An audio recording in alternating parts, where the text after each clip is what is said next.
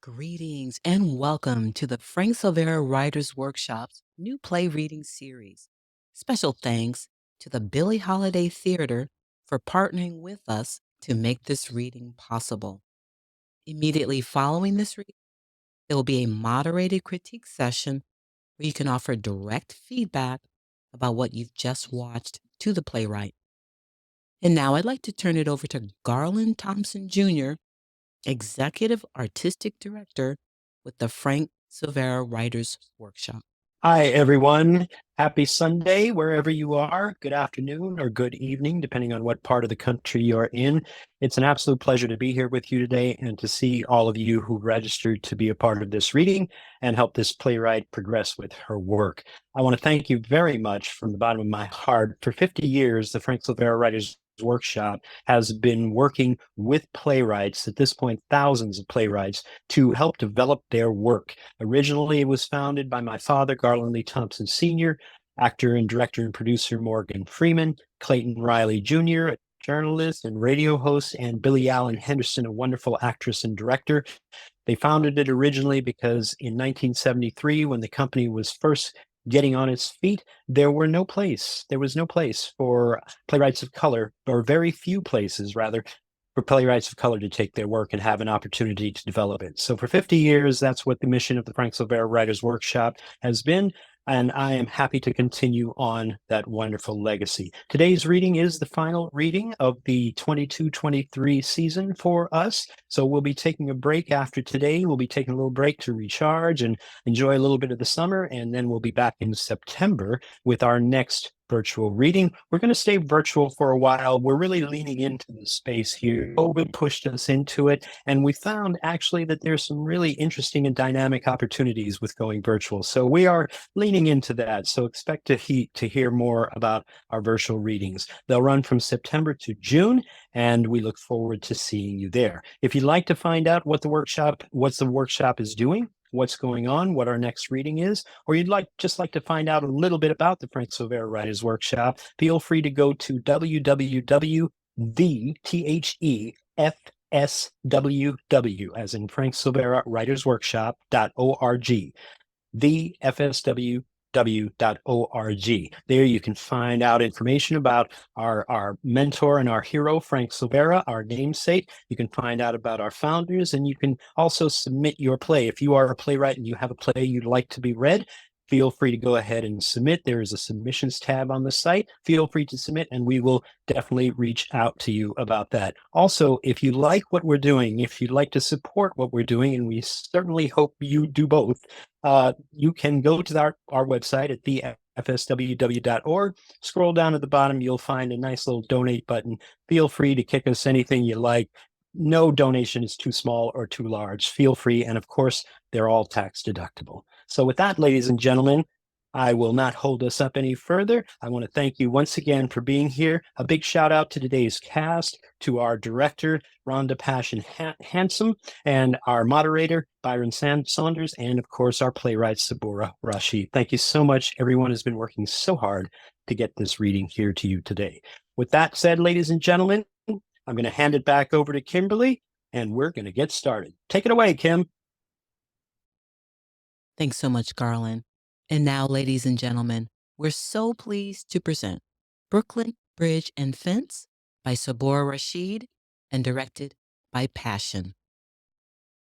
Brooklyn Bridge and Fence by Sabura Rashid, directed by Passion.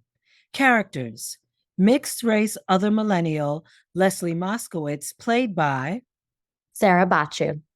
Retired municipal worker Douglass Frederick, played by Doug Walker. Douglas's girlfriend Harriet Moss, played by Joanne Cleghorne. Stephane Blasé, played by Jerry E. Vincent. and I am your narrator, LisaRoxanne Walters. Setting: summer 2023. Neighboring brownstone backyards in gentrifying Bed-Stuy, Brooklyn. Stage center: Leslie's neatly ordered yard. A tall wooden fence encloses and separates her yard from her neighbors on either side. Yard stage right is hidden by tall wooden fence. Stage left is Douglas's yard. There is a typical patio set with a round table with a large umbrella in the center. 4 matching chairs surround the table. There's a basket of old garden tools, a car battery, and a box of grilling utensils in 3 of the chairs. There's also a barbecue grill with a large bag of charcoal leaning against it. A mosquito light is on the pavement next to one of the chairs.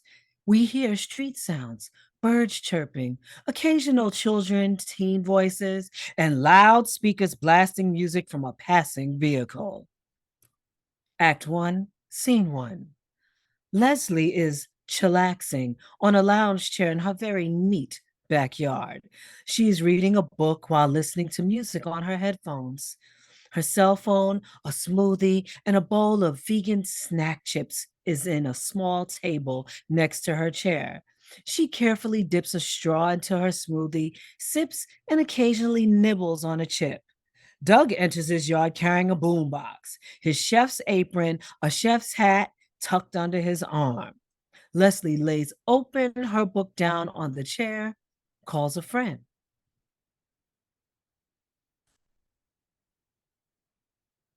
Hi, Katie. What's up? You haven't been to my new brownstone yet. I'm making baked tofu and kale salad and oh, that's right. You have yoga on Saturdays. I'm sorry, I forgot. Well, maybe later when you're done, you can come over and we can. Oh, that's right. Brian, you have a date with him tonight, right? Yes, a rain date. Sure. Talk soon. Bye. Doug prepares his grill, turns on his boombox not too loud, and hums. Celebrate good times. Hello? Hi, Jeremy. Hi, this is Leslie. Leslie Moskowitz. Remember we met at the bar crawl last weekend? No, the Barclays bar crawl last Saturday.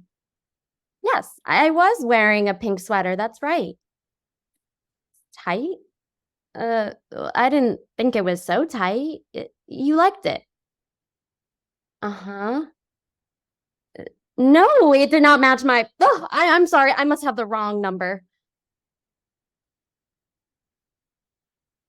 Maya?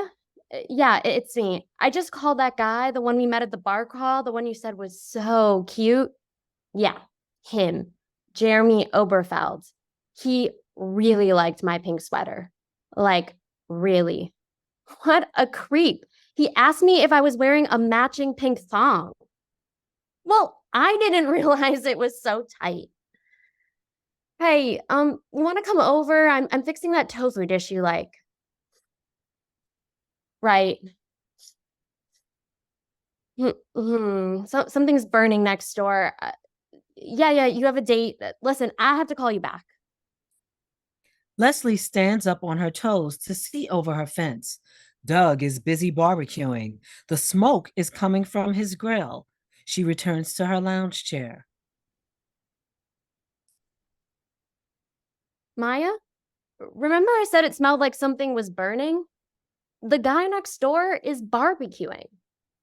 No, I don't know who he is. The owner was out of town when I moved in, but it smells awful, like pork ribs. Of course he's Black. Who else barbecues pork ribs in Bed-Stuy? That is not racist.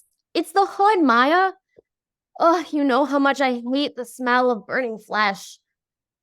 Yeah. You have a date tonight. Yes, Marvin. Okay, have fun. She takes out a can and sprays air freshener, puts on her headphones, and tries to read her book. Doug turns up his boombox. Oh, celebrate good times. Come on. He removes junk from boxes on the chair while barbecuing his ribs. Leslie is annoyed with the loud music. Finally, she goes over to the fence. Hello, neighbor. Hello. I can't hear you. Can you please turn the music down? Oh, what'd you say? Turn your music down. Let me turn down this box. Hi. I was asking you to turn down the music. I'm trying to relax. What are you reading a book for on this nice sunny day? It's how I relax. I can think of better ways to relax than reading a book. Oh, no. Don't get me wrong. No. I didn't mean it that kind of relaxing. I was talking about having friends over for a barbecue. I mean, that's fun. More fun than reading a book all by yourself. I like to read. Actually, you know what? I love to read, especially on nice, warm, sunny days all alone while everyone else is out. partying at the beach or the barbecue. I don't see how that's relaxing. Don't seem like much fun to me. He turns up his boombox. Leslie pulls her headphones over her ears, picks up her book, puts it down, finishes her smoothie, starts texting on her phone. Doug finishes cooking one round of ribs, picks one up with tongs, leans over the fence, and waves it enthusiastically at Leslie. Hey, you want one of these? Are you trying to assault me? No, I was offering you a barbecue rib, but you didn't hear me with those headphones on. You young people always distract me with them damn headphones, cell phones, and things. Excuse me, but your music is so fucking loud, I can barely hear my own thoughts, much less my own heartbeat. Ah, so you do have a heart after all, huh? I was beginning to wonder if you was really real or an AI cyborg. I don't have to listen to you insult me or smell your burning flesh cooking on that grill. Young lady, I do not like your tongue. Anybody talking about burning flesh to a black man better watch themselves. Not good, not good. I didn't mean it that way. I'm sorry. Listen, I'm just trying to relax in my backyard. I work hard all week, and that's all I wanted to do today, if you don't mind. But if you insist on being a nuisance, I will just go inside my house so that neither one of us will disturb the other. No. I don't like that. I like company, even if it is across the fence. My name is Douglass Frederick. You know, like Frederick Douglass, only backwards. My friends call me Doug. You can too. I'll turn this box down so not to disturb you, young lady. Miss, neighbor? Neighbor is fine. How can I call you neighbor if I don't even know your name? You don't need to know my name. Well, that means you're just a stranger and I don't need to turn down this box. No. I live here, but I don't really know who you are. I'm not sure if you're the owner of that property or a renter. Ain't nobody rents this place. This is my house. Been in my family for 3 generations. Ain't no lease or mortgage on this house. Now, who the hell are you? I don't know if you buying or selling or renting or whatnot. Or maybe you just some spoiled college kid keeping house till your parents move in. My parents live in Connecticut. This house is mine, Douglass Frederick. I'm Leslie. Leslie what? I can look it up if you don't want to tell me. Leslie Moskowitz. I already knew that. I looked it up when I heard someone was moving in next door. Funny, you don't look like a Moskowitz. What's a Moskowitz supposed to look like? Anyway, I don't know how I feel about my next door neighbor spying on me. Ain't nobody spying. I wanted to know who was moving in, especially since you never bothered to knock. We've been keeping this block safe for a long time. Don't need no drug dealers, gangbangers, mafiosos, or insurrectionists moving in this neighborhood. You don't look like one of them Magna folks, but... I am definitely not a MAGA supporter. Well, you can never tell who's who these days. You know, I was under the impression that people mind their own businesses on this block. Well, that's where you wrong. All you young gentrifying folks is wrong. You got to know who's who. How you think we were able to keep it nice? Us black folks been living in Brooklyn since before the Civil War. You ever heard of Wheatsville? No, I haven't, but Your folks come through Ellis Island? half of them did. The other half I don't know much about. That's all right. Most of us don't know much where we come from or where. We just know they landed here. Sound of buzzing. Doug gets the mosquito light, offers it to Leslie. Here, you need these? You need one of these? Thanks, but no thanks. I've already ordered one on Amazon. If I were you, I'd order some spray too for your arms and legs. Mosquitoes carry all kind of diseases, you know. I'm well aware of what mosquitoes carry. My brother worked for the Peace Corps for 3 years. Well, it was nice talking to you, but I gotta fix something to eat. Hold up. You see me out here barbecuing all this meat? Well, I can understand if you don't like pork ribs, you being a Moskowitz. Although I had a friend down at the water department named Moskowitz, Sal Moskowitz. Loved him some ham sandwich and cheese. He'd bring him in for lunch, bring some extras in for me and another fellow named Joey Ming, Chinese guy. Joey would trade his pork buns for Sal's ham sandwiches with cheese and mayonnaise. Man, I miss those guys. Hey, I got some kosher Franks right here. Hebrew National. I'm vegan. Oh, you one of them organic vegetable tofu eating millennial types. I get it. Y'all afraid a piece of meat might kill you. But a little meat makes you strong. I mean, look at me. I'm 69 years young and still doing my thing. Dancing, singing. I can even touch my toes. Oh, look.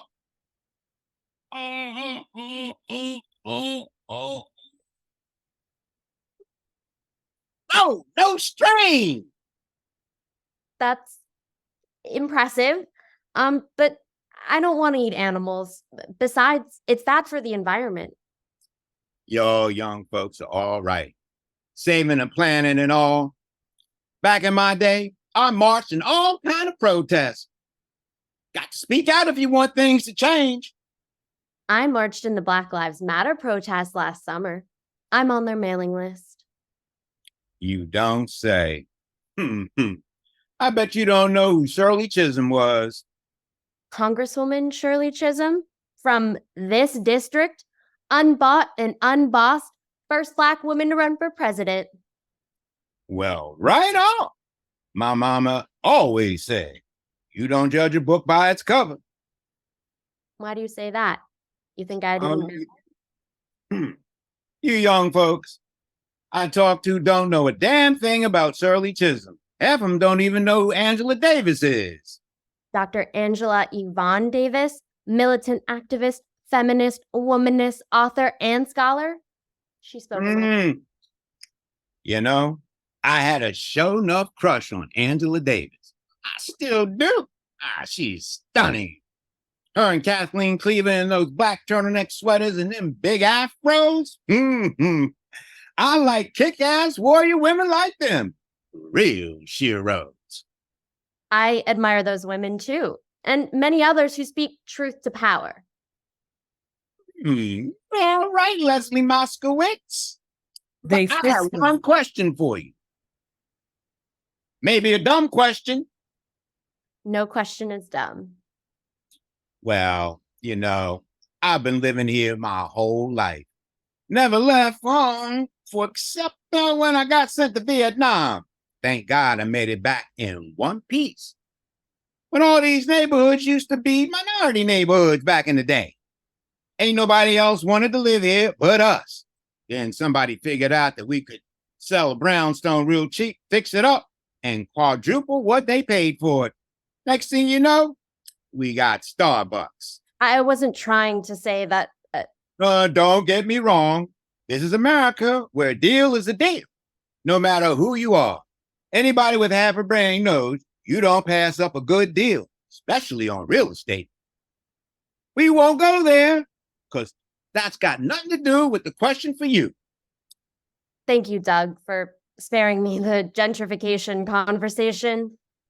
Oh, we're going to go there one of these days, but not today, because I like you.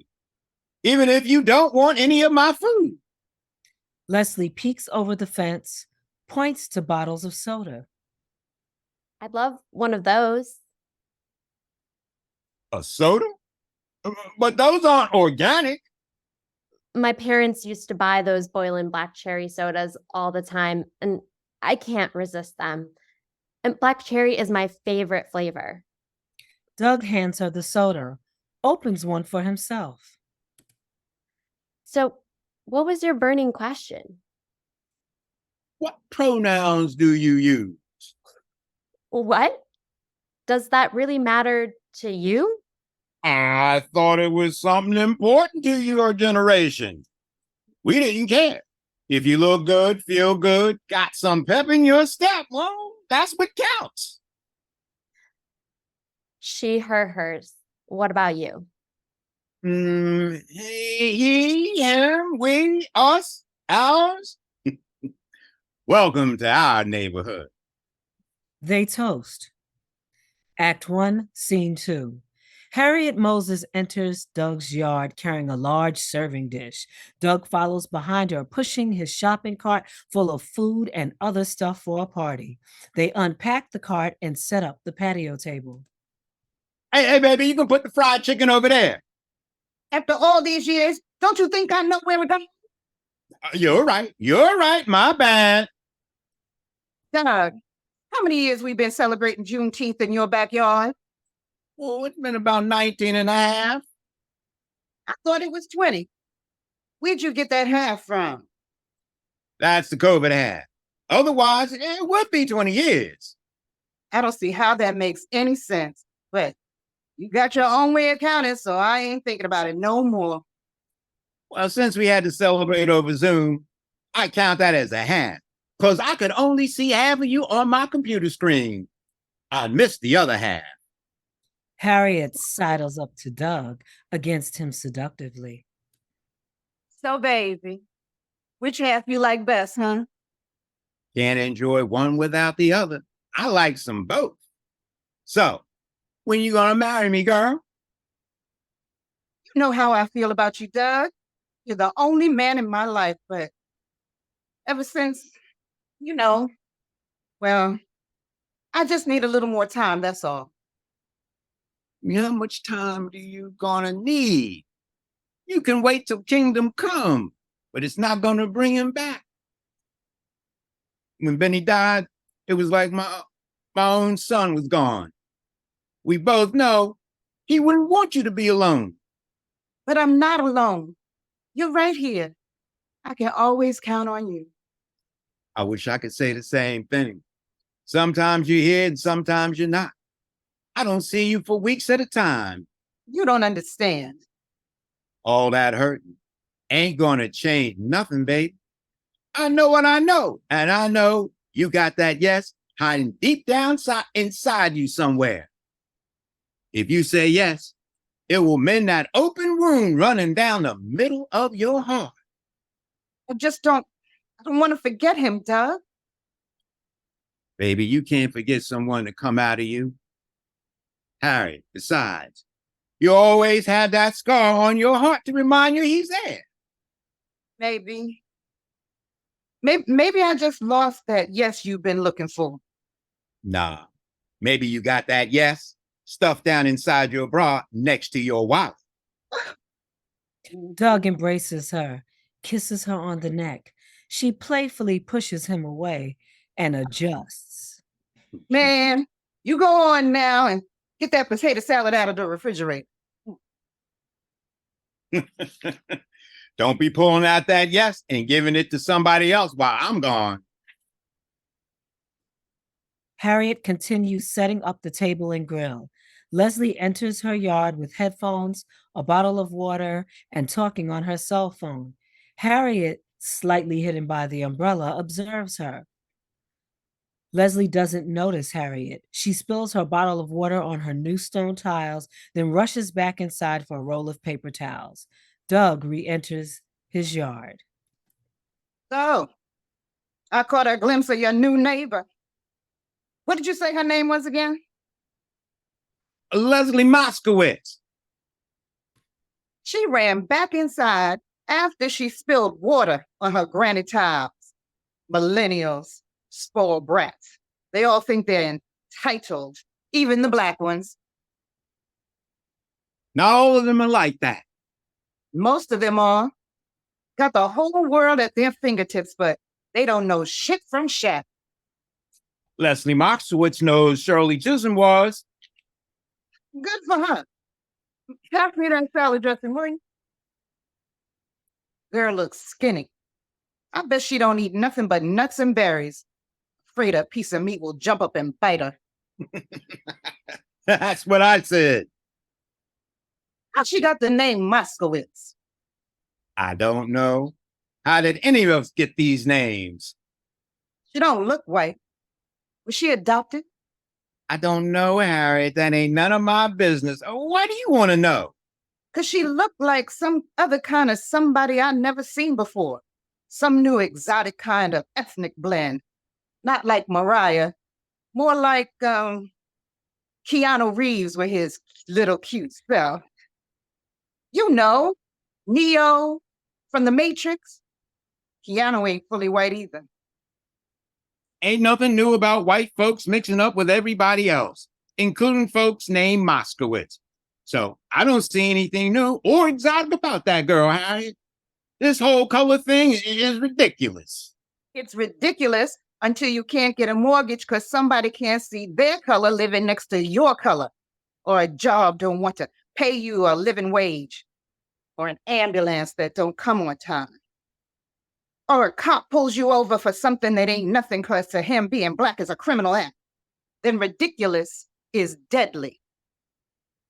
Why folks got to act like that, Doug? What's wrong with their hearts? We still got a long way to go, Harriet. Just like your namesake. We can't give up now. I never could understand how a man who works in sewers all day could be so upbeat all the time. You must be the most optimistic person I've ever met. Baby, there were times when I was knee deep in foul, smelly crap. Disgusting stuff like dead animals and body parts floating past me. Sometimes I had to wade through basements full of rats, and big ones with just a flashlight and iron pipe for protection. Sometimes we had to contend with angry tenants and homeowners whose basements were flooded throughout no fault of their own. Other times it was their own fault.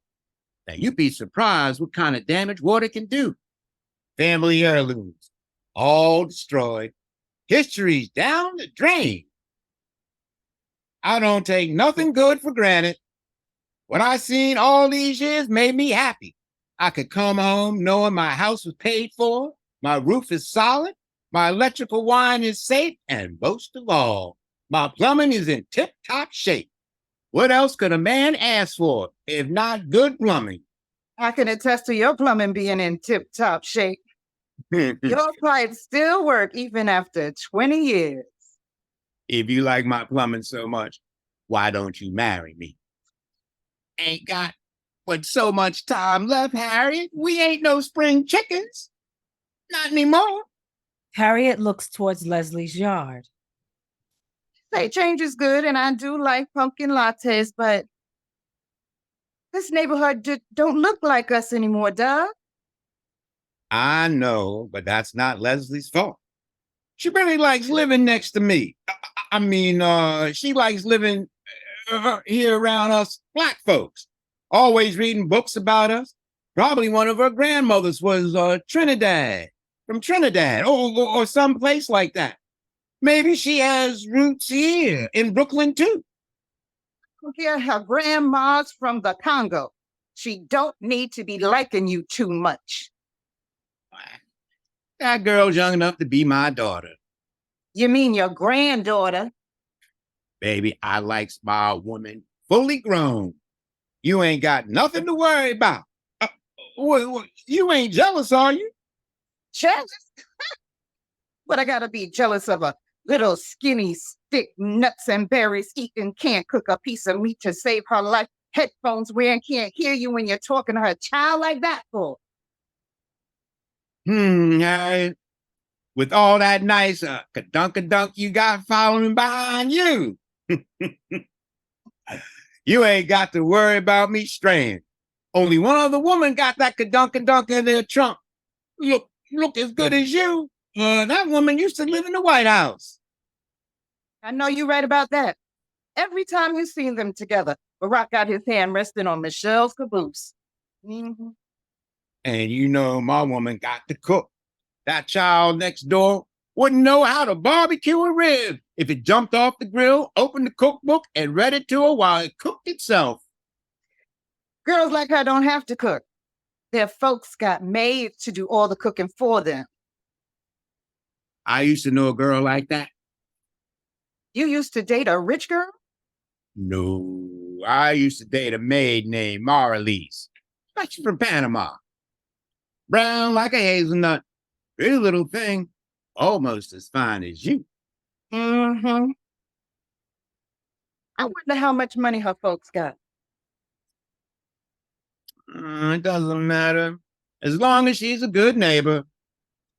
She definitely got some bank, but she wouldn't be able to buy that brownstone.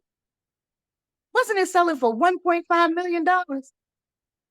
She must be a hedge fund kid. Ain't no civil service job pay you $1.5 million unless you're the mayor. And even he don't get paid $1 million, at least not above the table. Definitely not in one lump sum. Damn, I forgot the buns. Well, however much money she has, she better get some iron pills to go with it, because she looks anemic to me. Harry, how the heck can you tell if somebody's anemic from a single glimpse across the fence? That don't make no sense at all. Doesn't have to make sense to you, Douglass Frederick. You're a man. I know what I'm talking about. That girl's anemic. Shh. There she is. Look, I'm going to go pick up some buns. Why don't you introduce yourself? Doug exits. Leslie re-enters with a roll of paper towels and headphones. She sops up the water.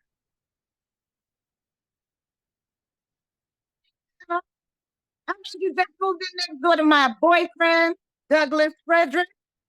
Leslie, oblivious, is intently wiping up water. Hello. Hello.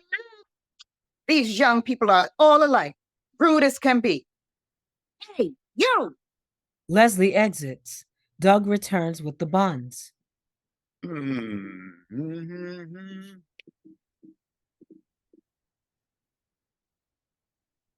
What kind of buns did you get, Doug? All the wheat buns were gone. They only had 99-cent kind. Good. I don't like those wheat buns anyway. Too gooey. Don't really matter. Jai and them others don't care what kind of buns you buy as long as they can put a hot dog in it with some ketchup. So did you meet Leslie? No, I didn't. Miss Thang never even bothered to look my way. Look, I bet she was wearing them headphones. Always got them on. Claims my music's too loud. I think she doesn't like my music. You do, and she don't. Huh? You do play that old boombox too damn loud. I've told you that 1,000,000 times, and ain't no young millennial want to hear your old ass doo-wop. Doo-wop was the 50s. I'm listening to the oldies but oldies through the 70s and 80s too. And so do you. As I was saying, now I'm going to break it down to you. The white boys love them some gangster rap, just like the black boys and the Puerto Ricans, Dominicans, Jamaicans, West Indians, West Africans, Puerto Ricans. You already said them. The Mexicans, the Indians, South Americans, South Africans, Australian Aborigines. Oh, you left out those Southeast Asians. Bollywood, French, Italians, Europeans, Koreans, Japanese, all love them. They all love hip hop and gangster rap. I've heard it all. Everybody loves what we create. They just don't want to be us. Who can blame them, given our history in this country? It has nothing to do with that. Guys like it because it's loud, full of curse words and violence. And that's just how young men want to be. Loud and rough and violent and rude. Nigger this and nigger that. Ugh, I can't stand it. And these silly girls like that shit too, calling themselves by the B word. Then you got the punk rockers. Now, from what I can see, your Miss Moskowitz is definitely not the punk rock type.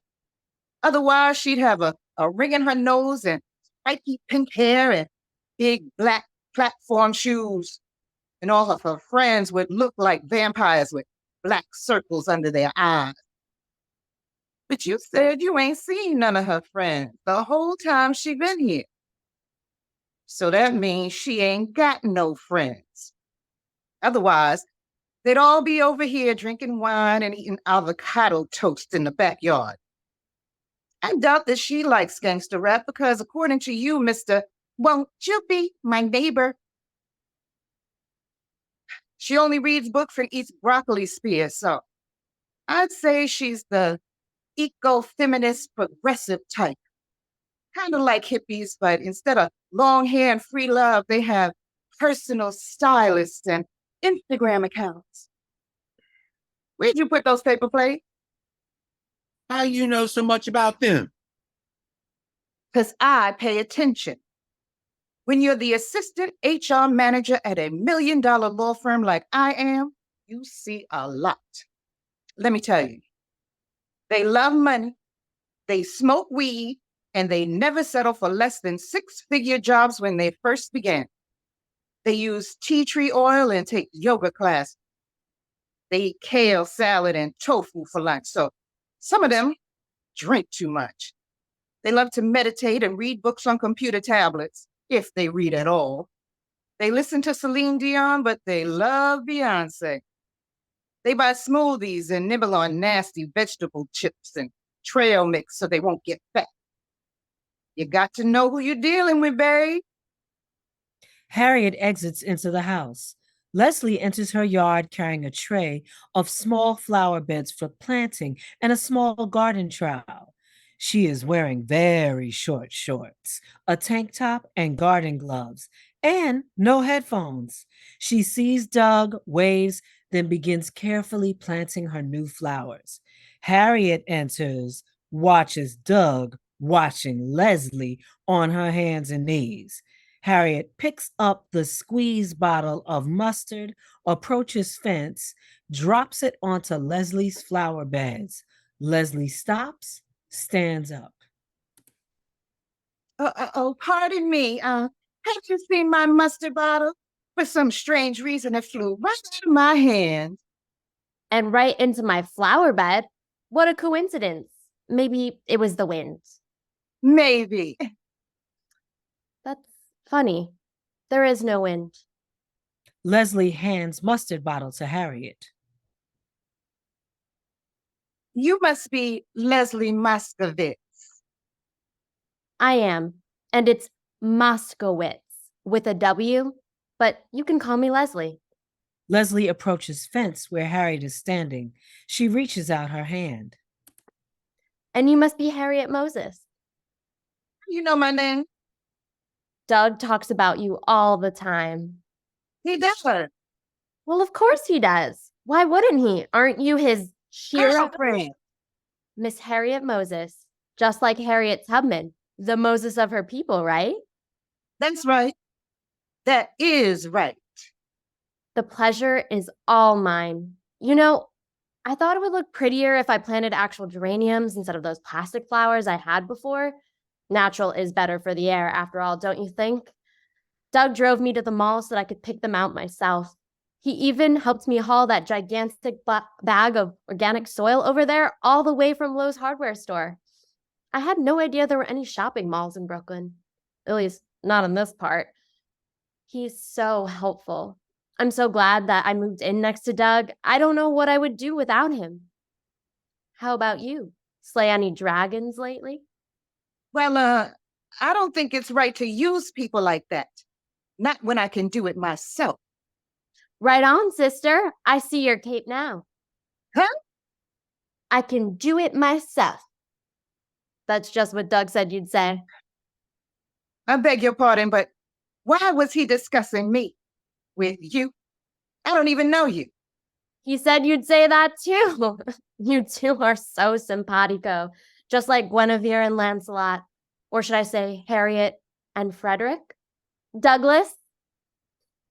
What else did he say about me? Oh, he said he loves how you cook his favorite meals, even if you burn the edges on a steak sometimes. Just try as he might, he can't seem to convince you to marry him. Just like Scheherazade, you keep him waiting and waiting and waiting. But, you know, he's not a bad-looking guy, Harriet. No doubt a woman like you has all the confidence in the world, but if I were you, I'd stop burning his steaks. You know the old saying, the way to a man's heart is through his stomach. He has no business telling you anything about me. And where do you get off telling somebody how to cook when all you fix is bunny food? Oh, I see. Seems our Doug is a real playboy. Get it? Bunny food? Our Doug? Don't you see? He's trying to make the two of us jealous.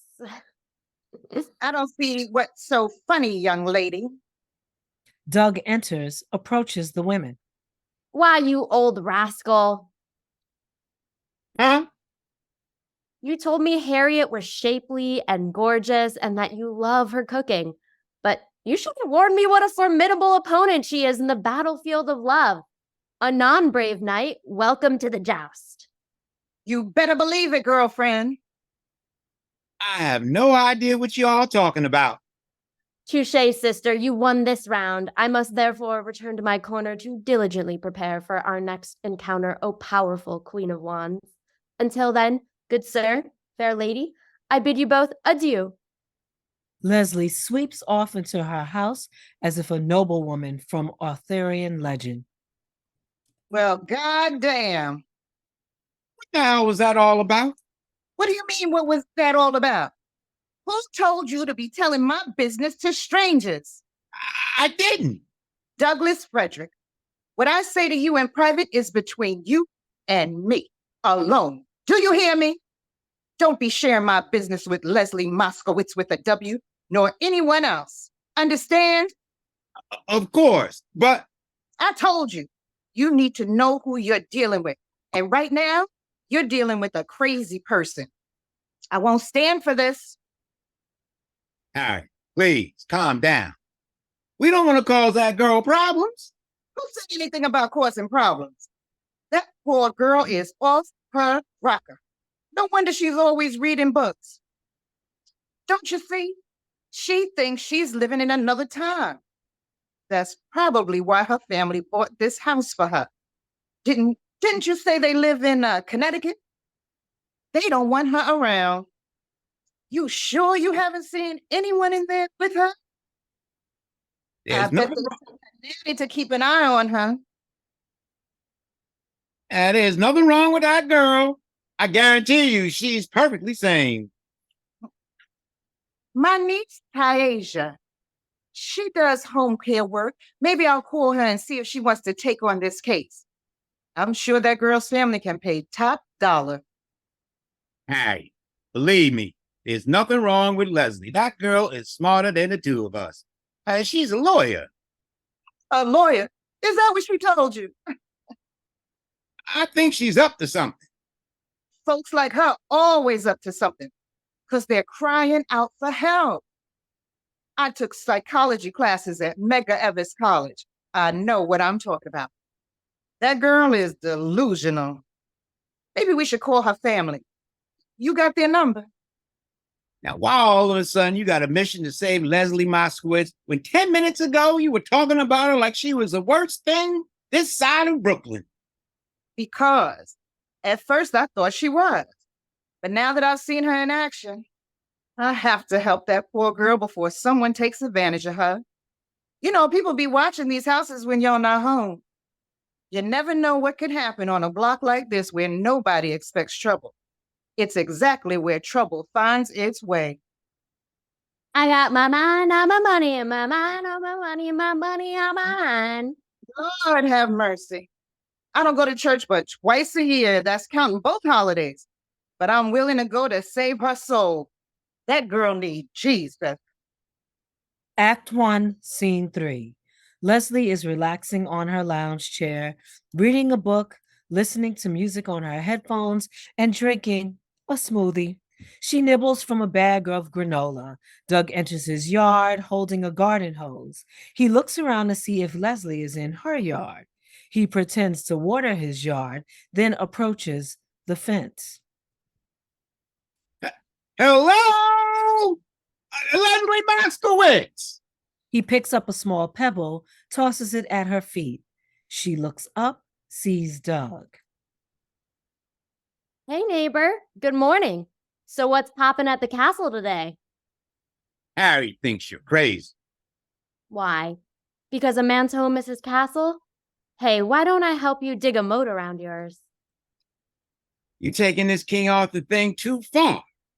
Harriet would call social service if I hadn't shown her your business card. Why'd you say all that stuff to her? She deliberately dropped a bottle of mustard on me. Thankfully, it wasn't open. I could have sued her, you know. Look, she's not a bad person. Maybe she's a little jealous. You think? Maybe that's your fault, Douglass Frederick. My fault? I mean, how so? I'd do everything for her if she'd just move in here with me. Maybe she's not ready to give up her independence.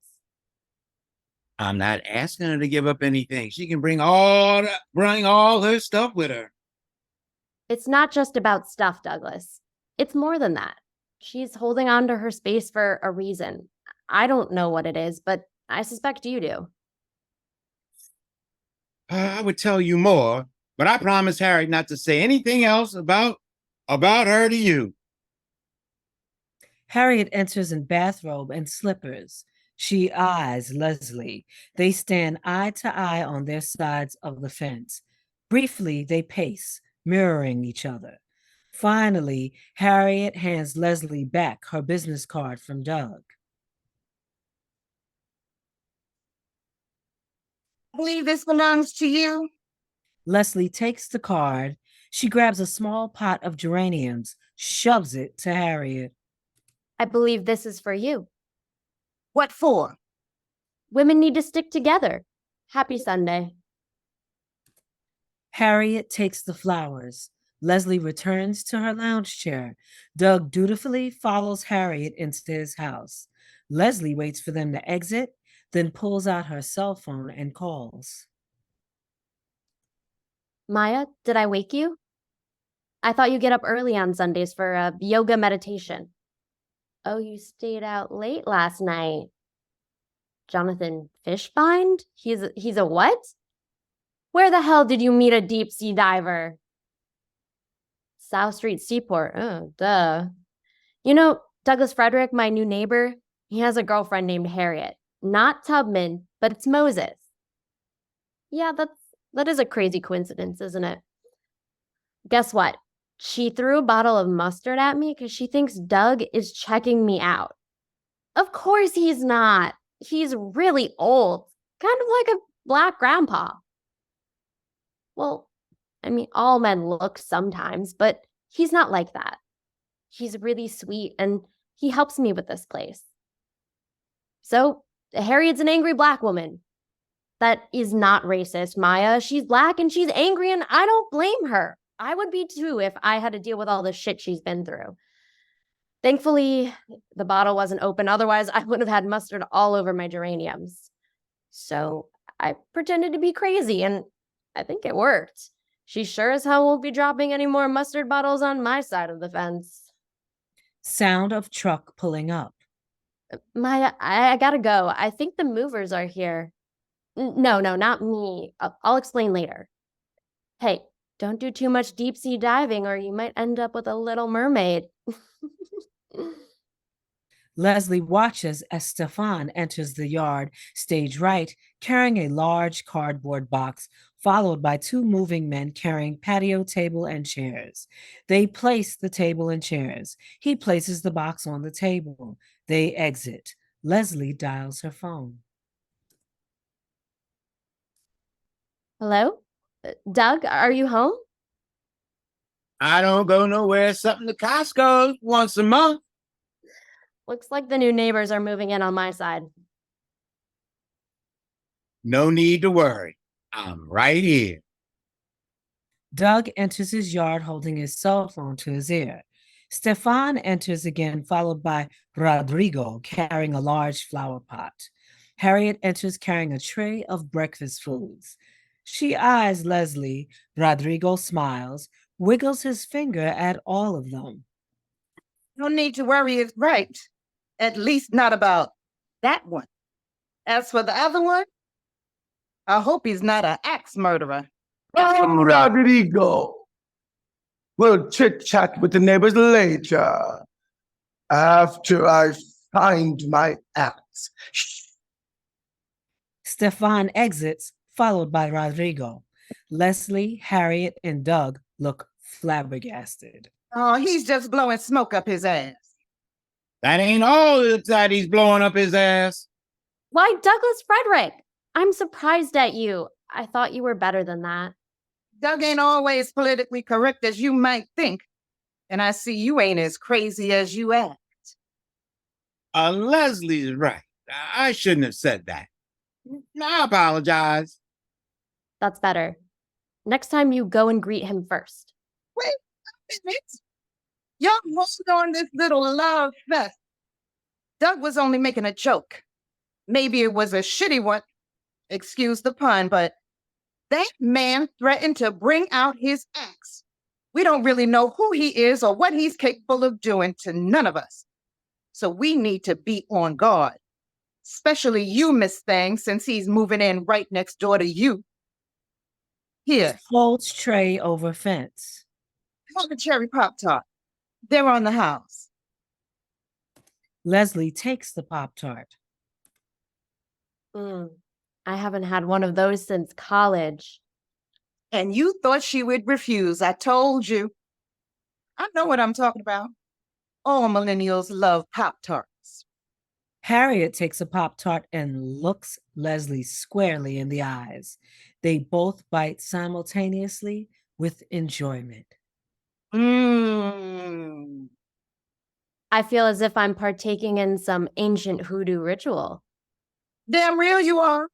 It's the I got to see what you made of ritual. And now I see. You full of cherries. I wasn't sure, but I thought so. So, girl, who told you about hoodoo? Didn't I tell you she got some Trini blood? I never said that, Doug. But if that were true, I'd be saying voodoo instead of hoodoo. Whoop. Girl, the bomb. You must have some Louisiana ancestry, because don't nobody that look like you know about hoodoo except they come from New Orleans. I'm a Geechee girl myself. I know a thing or three about women's magic. Blessed be. Ashe. Amen. They high-five each other. Well, that's all right now. All right. We neighbors now. Harriet takes a small rum bottle from her pocket, pours some on the ground on her side, then gives it to Leslie, who does the same thing. We neighbors now. Welcome to the neighborhood, Miss Thang. Harriet pours glasses of lemonade for the three of them. They toast. End of Act 1.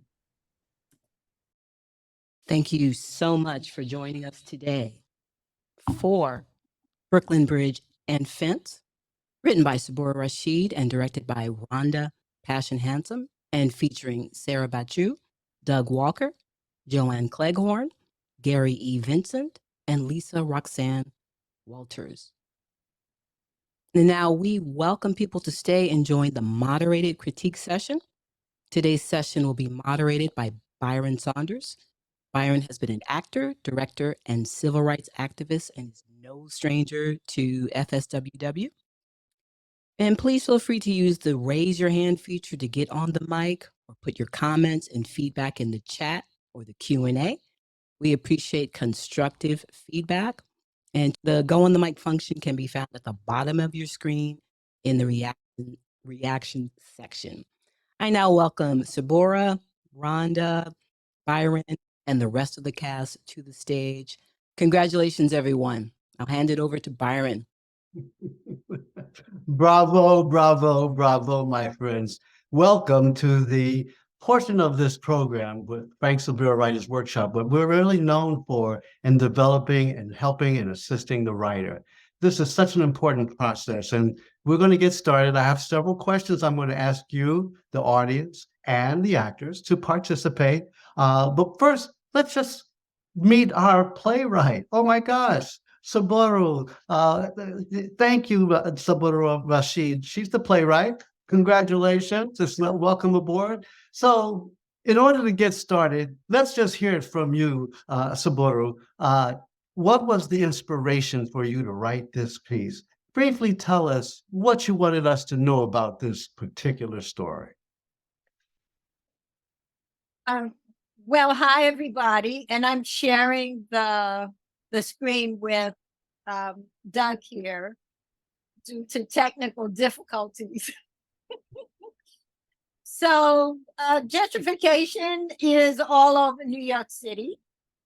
And I live in a gentrifying neighborhood, not in Brooklyn, but Manhattan. And I have friends on all sides of the story.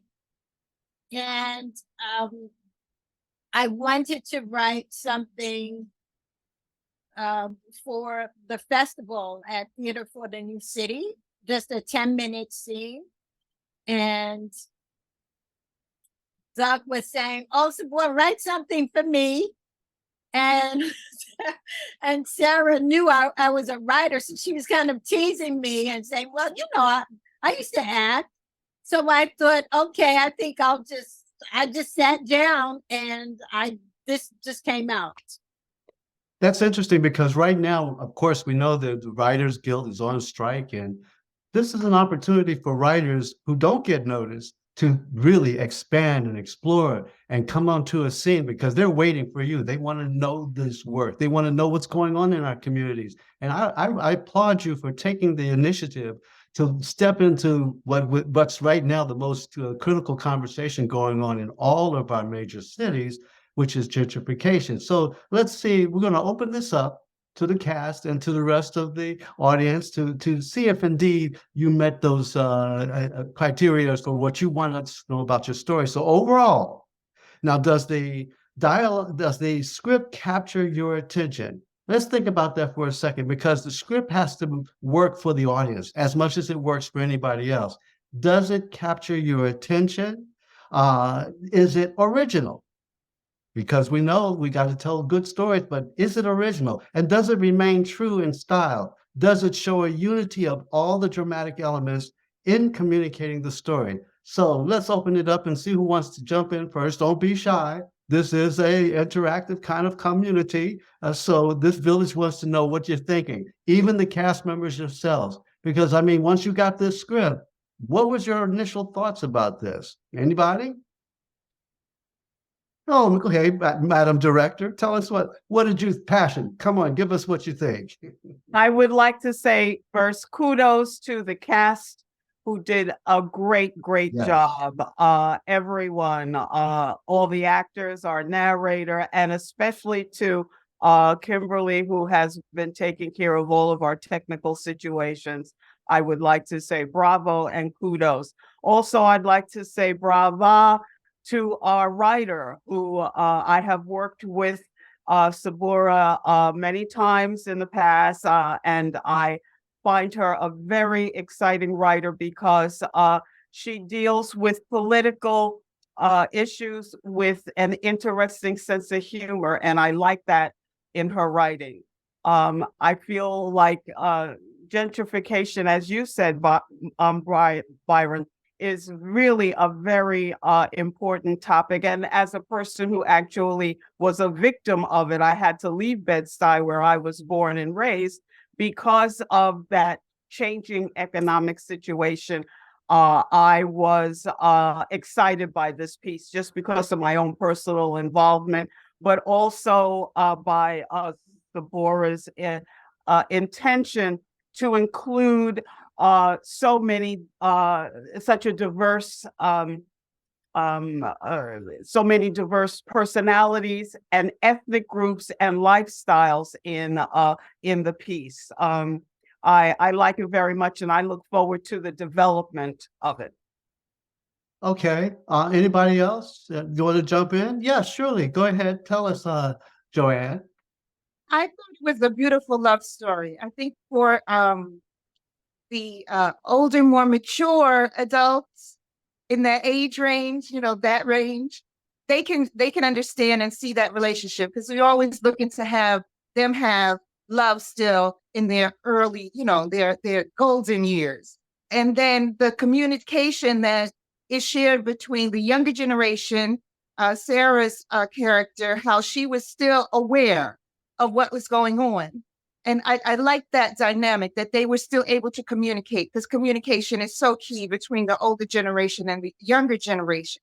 And I'm not going to give away the second half of your play, but I have a friend who has a similar situation as yours that is written about this. And the minute I read that, I said, "Wow, she will definitely love to come to see this because it was true to exactly what happened to her."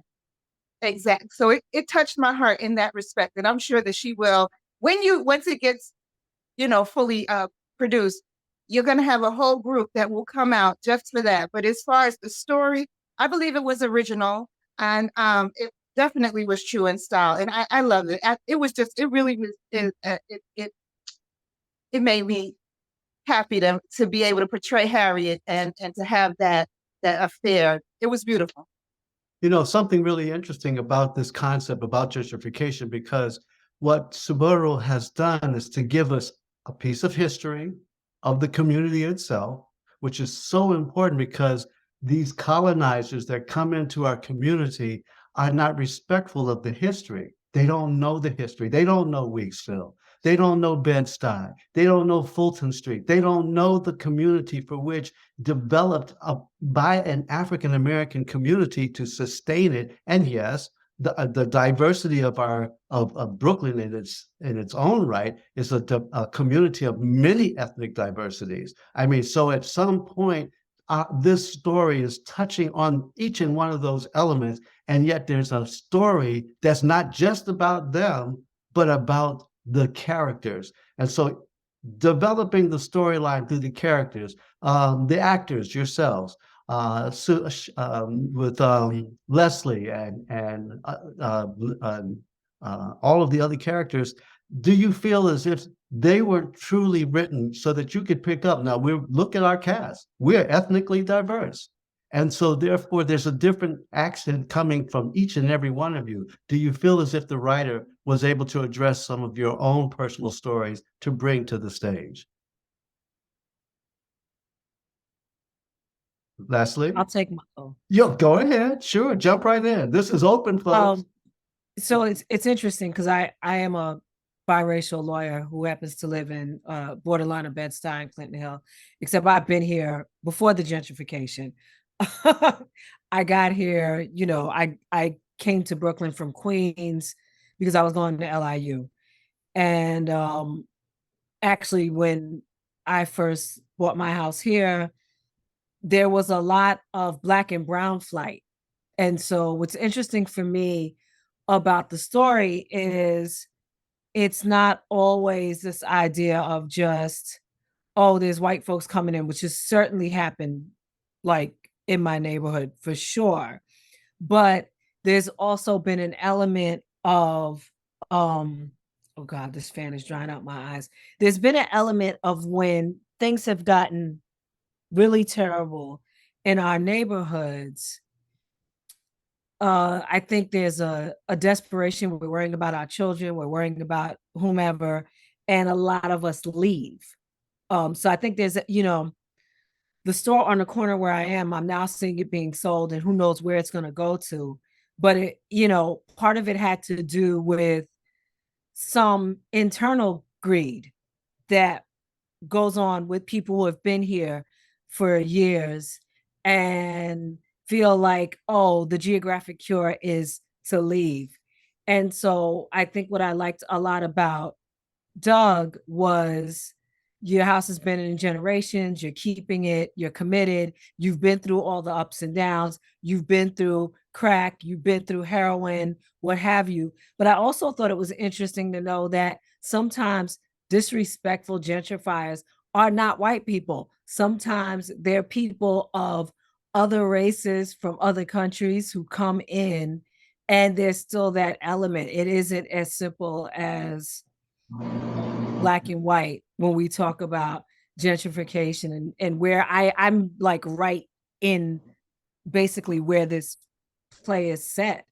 And you can sometimes feel that sense of disrespect from other people of color who are not from places like New York, or who are not from this country. So I felt like it touched on all that, and I feel like there could be places where that could even be expanded in the piece. That's really interesting because in a couple of weeks, Bed-Stuy is going to experience the largest West Indians Day parade on Labor Day. And on one side, you have the Hasidic community. On the other side, you have every Caribbean community that you can consider. They're mixing, enjoying, and I find the commonality, which you used in this piece, Sabura, is the food. It brings them communion. It brings them an opportunity to have fellowship. And that storyline is very much relevant to where you're taking it. And like we say, we won't get to act two, but the first act is about introducing the characters, introducing stories, and introducing how they intermingle to make this a dramatic piece. We have someone who raised her hand, Alicia Foxworth. Would you like to ask a question? Please go ahead. Well, I just wanted to, thank the playwright for making this particular story, because I also, like LisaRoxanne, live in a community where when I moved in, a lot of my peers that I grew up with, people who are also Black and brown, were leaving. They saw the influx of white people as an opportunity to make a buck. And some of them just, wanted to see someplace new, but just not having an appreciation for the unique architecture and the history that comes in our communities. And I, spoke with a few, and I tried to get them to see the opportunity for, rental income and investment properties. They sure see someplace new, but don't give up something that your parents literally struggled to maintain for generations so that they can have something to pass on to you. And a few listened here and there, but, long and short of it is that, some still move. So that white flight we used to see in our parents' generation, has become our generation's issue. And not because we're afraid of living next to people, but because we think this is our chance to make a dime. And some of them sold for a couple of $100,000. And now when you walk around my neighborhood, our homes are easily $1.5 million valued at that amount. And it's making it so that, it's hard to live in Brooklyn. People from Manhattan are moving into Brooklyn because they can't afford Manhattan. And now people in Brooklyn are having to move further and further away from everything because they can't afford it either. But the fact of the matter is that passing on generational wealth doesn't happen until you appreciate what's there. And I like that she had an older character played by Doug. Great work, you guys, all of you, that, appreciated where he lived and wanted to stay there and made effort to get to know this young person coming in, because that's what the neighborhood is looking like. It's what my block looks like. And but I, for one, am not interested in moving. So thank you again for making this play, Sabura, and congratulations to the cast. It was a great show. Thank you, Alicia. Because you're very spot on with that comment. I grew up in Washington, D.C., which was in Chocolate City South. It was 75% Black. Now it's 48% Black. So it's ultimately the gentrification process is taking place in every one of our major cities. And part of the conflict that we're finding out and discovering is that each of the cultures that are now coming into the community have to kind of recalibrate, because there's different directions that everybody is going. The history is still there, but if it's not respected, then obviously the stories will begin to change to reflect the accent of the community. So Sabura, you've given us something of a first act that's bringing all of this into the melting pot for the explosion that's about to happen. Can't give it away, but interestingly enough, asking about, do the characters, are they real? Are they caricatures, or are they actually real people? Because you're looking at a diverse community. You're bringing in LGBTQ plus community, the accent that is there. You're bringing in a mixture of a Jewish and a Indian, and you've got African American, some Caribbean, might be Geechee, might be, you're not sure, but ultimately bringing that story to fore, making sure your characters are true. Now, we'll open that up to the community that's watching, because we want to know, do these characters ring true for you? Do you know people like this? And if so, what's the experience that you're feeling as an audience member and as well as a cast member? Because you're being asked to play different kinds of people now. So let's hear it. Yes, Rhonda. We have some points in the Q&A that you might want to address now. Sure, Yes. sure. Thank So what you. is the strength of the script? Thank you. Actually, there's a couple of comments from Michael Ely. Says, Okay. great writing, wonderful cast, feels like a great intro. Any plans to expand it? Excellent, excellent. Anybody else? And then Michael has a follow-up. Seems like a Yes. family coming together. Was that intentional? So hi, Michael. I know Michael. Michael's a wonderful actor himself. Also, I just wanted to say, excuse me if my granddaughter was coming in and out. Okay, so yeah, it is a family. I see neighborhood as family. And I wanted to show how just even these ideas about race, class, gender, age are more complex than just maybe what you see in the news or what people just assume. That it's a lot more complex than that. And what unites us, what we share, is more similar once we get to know each other. So part of the problem is people don't have a chance to really get to know one another in an informal way. And if in gentrifying neighborhoods, including where I live in the East Village, you have every kind of person lives here. And from class, or income level, ethnicity, people from around the world, immigrants, new Americans, undocumented Americans, like everything, old hippies, the works, right? But what I've noticed is that with all this diversity, people still stay in their own little, cliques, right? They don't interact enough, right? So that was one thing I wanted to deal with. And I was very interested in the intergenerational aspect of this, because something that I know about younger people from diverse ethnic backgrounds, a lot of younger people are much more open to learning about communities that they previously in previous generations would not have bothered to learn about, or just made assumptions. And this play includes a lot of assumptions that are being made by a lot of people, and especially Harriet. I love Harriet. She's so funny. But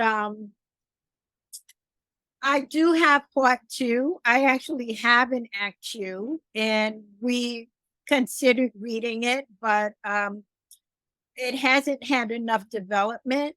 And so I'm rethinking act 2 and how I want to approach act 2.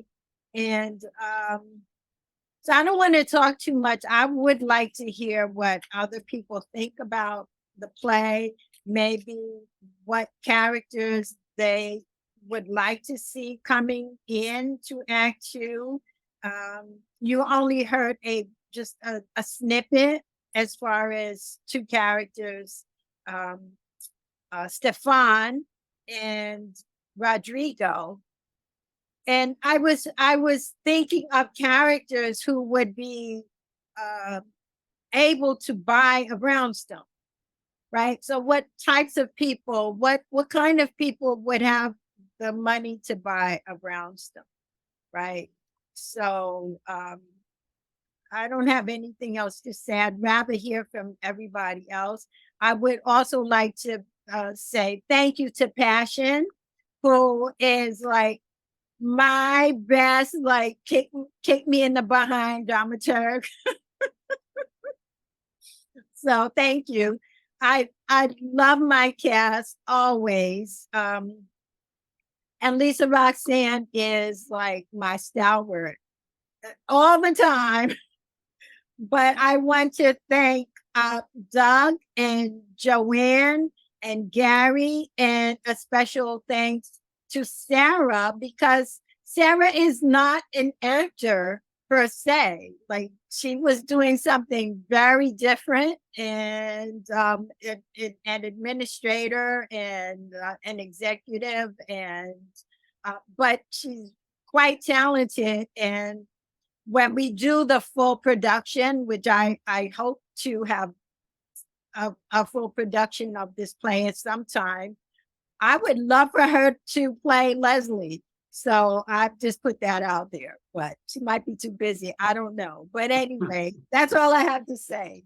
Well, certainly the surprise is that she's not an actress, because you could have fooled me, Sarah. All right. I mean, you've got talents. Hey, diddly dee, an actor's life for thee. Consider it. All right. You got the look, you got the personality, you had the feeling, and you brought that to the level of this reading. Because one of the things that we have to realize is this: the dramaturg and the playwright are like alter egos. They hear all these voices and the dialogue is in their head. But when you bring a character, an actor to the process, it brings another dimension that comes alive. And this is coming alive. This is the process for which the workshop engages. We have two questions. Let's go to Joshua Nesson. Joshua, what's your question? Unmute. You have a question, Joshua. I want you to bring that in. Just unmute your box. Okay. While he's up, here we go. Oh, he took out his question. Okay. Gaynell, Jasper, you're open. What's your question? Excuse me. Yes. I didn't have a question. I had comments Okay, go ahead. about the piece. I was my attention was grasped right away. It was very relatable. I think, Sabura, you casted it really well. You brought in a lot of the elements of what gentrification is. And the first scene sort of encapsulated it all. You have all the different types of people. I really liked that you surprised me with the fact that we make assumptions, a lot of assumptions about people, particularly people who are coming in as gentrifiers. We make assumptions that they don't know anything about us or about our history or anything like that. And you surprised us with Sarah, who did know her stuff in terms of culturally. I liked that. I liked the intergenerational aspect of it. You have older and younger people. You have all the elements that I see as being able to make it very rich. I see as the piece evolves, I see a lot of people learning from each other, even from the beginning, from the opening. You saw the education that went on between Sarah and between Harriet. Harriet was very surprised at and pleasantly so with Leslie's knowledge. With she got her chops together and she knew her stuff, and so there was the seed there, between two people that you could see blossoming as an education for a lot of different people as the neighborhoods change. And so that it doesn't have to divide the things that brought different people to the neighborhoods, don't have to necessarily keep them divided since they are living together. It's an opportunity for people to learn from each other as well. That just because people are moving in and they have the money to do that doesn't mean they have to be hated or rejected as well. That's their home as well. And if we want to be comfortable where we are, we have to make our space comfortable, and that means being inclusive.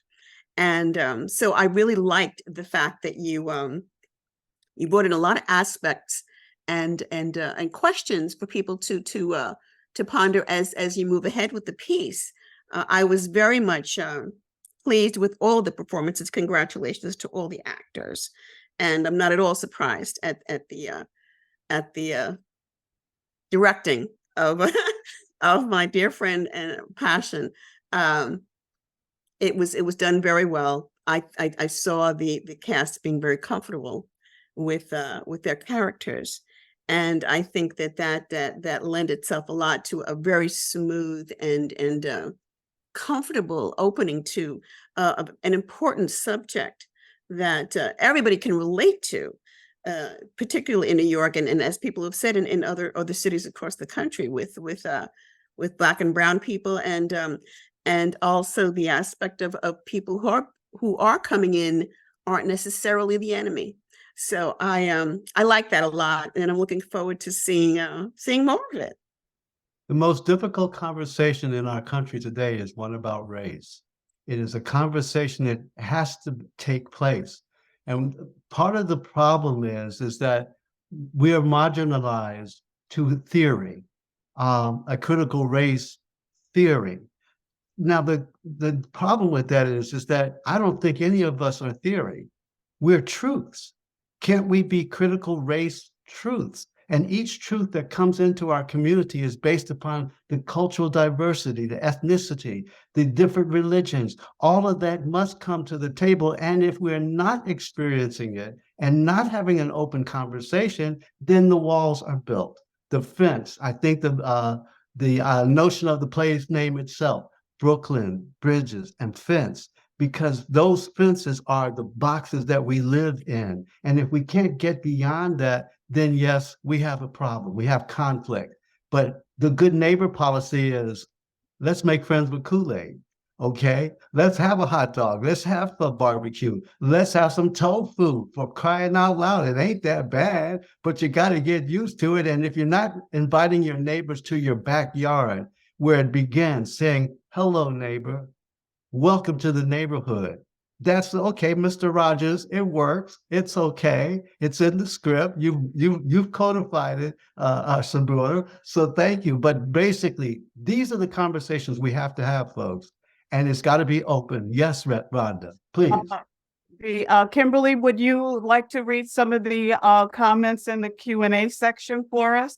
Yes, thank you so much, and thank you And everyone Sarah for. has her hand raised too. Okay, Go to the thank you. questions first. Thank you so much for being here, everyone. Antonia says, I absolutely love the storyline. Also loved how she included a tab of New Orleans culture. Wish explore a broader scope. What was the inspiration behind adding other places like New Orleans? And then a follow-up from Mitch, another comment. First, if I may, love you, Rhonda. My daughter moved to Brooklyn 12 years ago, and this feels so familiar and so inclusive, even for a couple of Ohioans. I think your story is universal and promotes an understanding. Thank you all, Mitch. And Joshua, if you're ready to go, please go on the mic, please. Yeah, there's a lot of noise in my room. That's why I didn't unmute earlier. But Sabura we did a reading of a play at our 50th high school reunion. I promise I'll get to the video I took. But this was terrific. I've seen a number of Sabura's plays, and the key, I think, in life and anything is humor. And I think if you want to talk about getting around fences and communicating. I think that's what I liked about the characters. I particularly liked the older guy, who's even older than I am. He did a great job. I mean, just that folksy kind of humor, someone who has real roots. And I like the jujitsu of the younger millennial, really knowing her stuff too, and surprising Harriet, and the fact they could kind of bond at the end was kind of a nice piece. Very hopeful, I think. I mean, I was involved in the anti-apartheid movement, and I knew a guy, Dumasani Kumalo, who became the South African ambassador when it was free South Africa. And he had fled the security police. They had trashed his kid's birthday party, flushed the cake down the toilet. But this guy had the greatest sense of humor. And I think that, you know, that was the key why he was effective. And I think this play, I think, from what I've seen of it, that to me is the key, as well as just the, you know, the thoughtfulness and complexity and not glossing over those issues. So congratulations on it, Sabura. I look forward to seeing it when it's finally produced somewhere. I think it'll do great. Thank Thank you. you, Joshua. Yes, Sarah, you had your hand up. Before I think that Antonia had asked about the New Orleans element and bringing that in. I don't know if you want to address that, Sabura. So in New Orleans, we have so many. I mean, going back to even slavery, we have different kinds of mixtures of people. So people in New Orleans have looked many different ways, right? And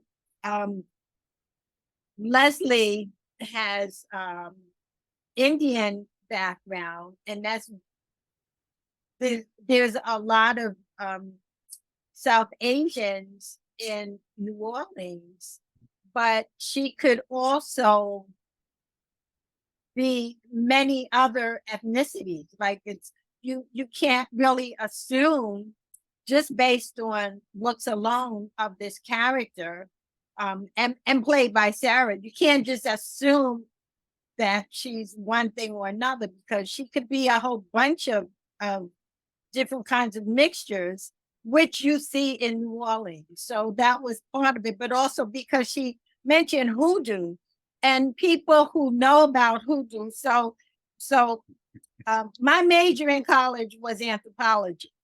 So I'm really concerned, it turns me on, I guess, to study all different aspects of culture, and that includes belief systems.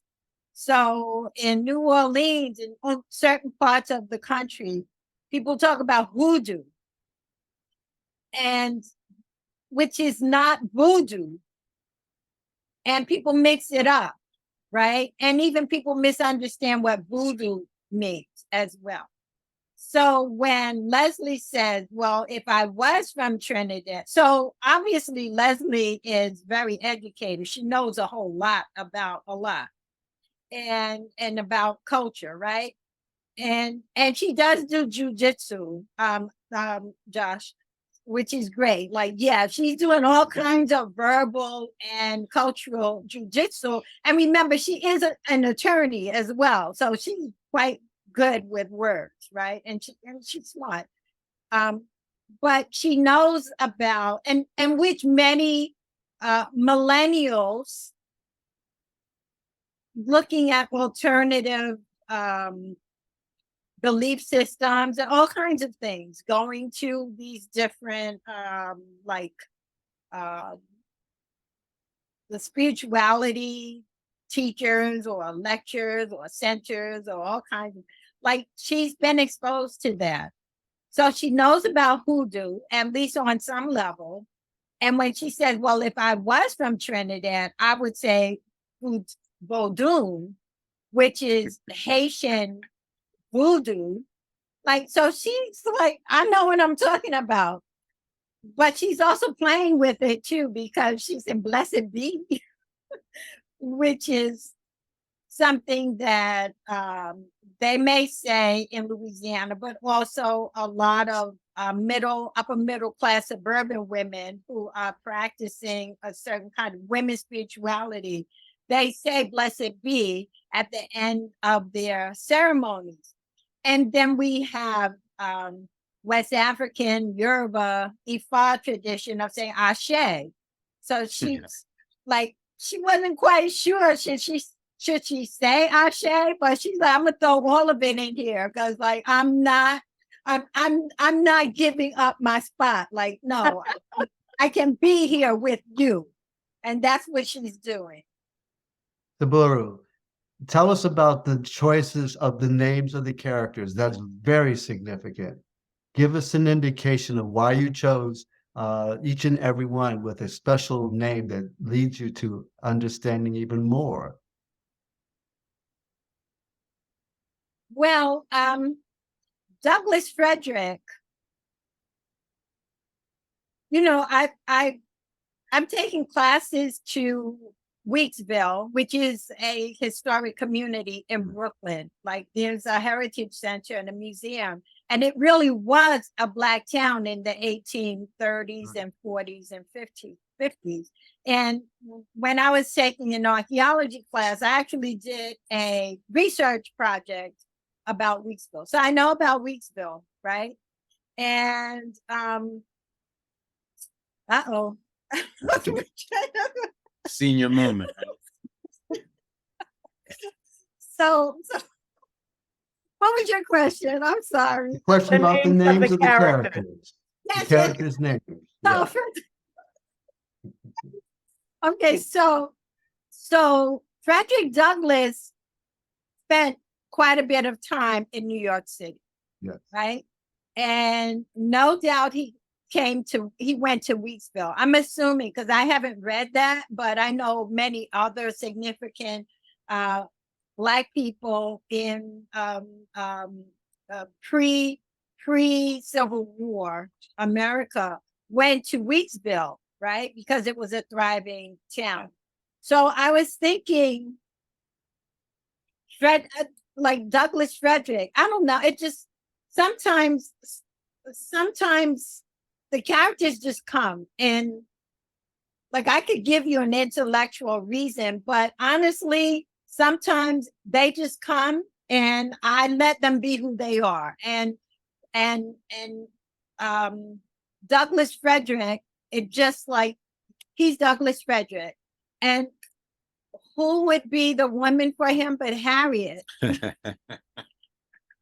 And I wanted to connect that history, but in a kind of comedic, distant way, but also knowing Harriet Tubman also came to New York. Okay. Right. I don't know if she went through Weeksville, but Weeksville also had the Underground Railroad. And if you go visit the heritage site, one of the houses, if they don't always show you, but one of the houses, when they lift up the rug, the Underground Railroad station, the little like hiding place is in the floor. So, and then for Moskowitz, how many Moskowitzes are in New York City and came through Ellis Island? Like Moskowitz is like, because I wanted to include that because we also think of, when we talk about Black people and white people in history in America, we're always looking in terms of white Anglo-Saxon Protestants, basically, and enslaved Africans, right? But it's much more complex. And in New York City, you have Eastern European Jews, you have Western European Jews coming here, escaping here. Some of them having the same or picking up because they often learn to be racist. They didn't always just come here with that, but they learned, well, if you're going to be in America, you don't want to be identified as other. And a lot of Jews like, don't even be Jewish anymore, you know, like cut your name off and just be Rose. Don't be Rosenstein. And, so I wanted to include the Moskowitz because it's such a stereotypical New York Jewish last name. And then he talks about like Solomon Saul, who at a certain time in the 60s, you had people in the 50s and 60s working in city jobs. Lots of men worked in city jobs where they did not have to have high school diploma, but they were able to earn, you know, comfortable, not affluent, but a comfortable living for their families. And at a certain point, people kind of worked in these same jobs. So I wanted to bring that together. And he eats, you know, ham sandwiches, and the Chinese guy eats Joey Ming. He eats like pork buns. Like, this is New York. This is New York. And I salute you because as a historian who ran the Queens Historical Society for 8 years, I understand because the dynamics of New York is its 5 boroughs. I was the assistant director at the Louis Armstrong House Museum. I was the director at the Wyckoff Farmhouse Museum, which right next door is Footprints, which is the best Jamaican food restaurant in all of Brooklyn. These are the moments that infused in your story is the history of a community that's so diverse. And most New Yorkers have no idea how complex the diversity issue really is, but it generates and it's fueled because it's the money capital of the world. And that was that's one more thing I wanted to include, because we're talking about cultural diversity, but something that I have noticed with the millennials, that generation, and having taught a very diverse classes, right? Something that I've noticed with by the 3rd generation, and we have a lot of South Asian Americans who are 2nd and 3rd generation. We have a lot of some South American and people from other places that you don't always think of right away when you say immigrant. Like, you might think of Central Americans and Mexicans, but it's much more diverse than that. West Africans, right? But what I've noticed is once people stop practicing the cultural traditions of their grandparents, and they've been here in America, after a while, it's like, what is the culture that you're practicing? And the culture, from what I'm observing, is kind of just consumerism. Like, there is no culture. They're consuming. Like, they've lost touch. They don't know how to do the things that their grandparents do. They can't speak the language. And maybe they don't even practice the holidays. Some people do, but they don't even know what the holidays mean. They just do it. And I wanted to include that with this intergenerational aspect, because I see that happening. And you have young people who they're making lots of money, but what are they doing? Like, they're just buying stuff, or I don't know. And I want to push back on that, Sabura, because I think that's actually a really interesting idea to explore. I think for, you know, I'm on the younger side of the millennial generation, but I don't speak like my family's native language because my father did not teach it to me. And by the time I wanted to decide to learn it, it's not an easy language to find a class for.